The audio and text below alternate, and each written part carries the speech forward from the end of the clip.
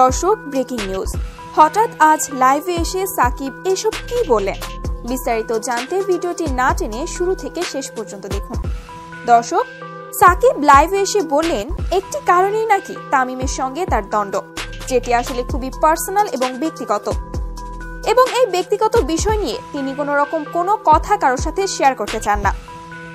সাকিব বলেছেন, আমি অনেকবার বলেছি, কিন্তু তারপরও কেন বারবার এই ব্যক্তিগত বিষয় নিয়ে আপনারা এত মাতামাতি করেন?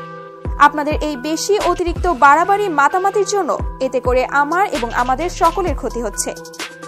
আমার তামিমের ব্যক্তিগত বিষয়টি থাক না আমাদের কাছে গোপনীয়, এতে করে আপনাদের সকলের মঙ্গল হবে। আমি আছি আমার মতো, তামিম আছে তামিমের মতো করে।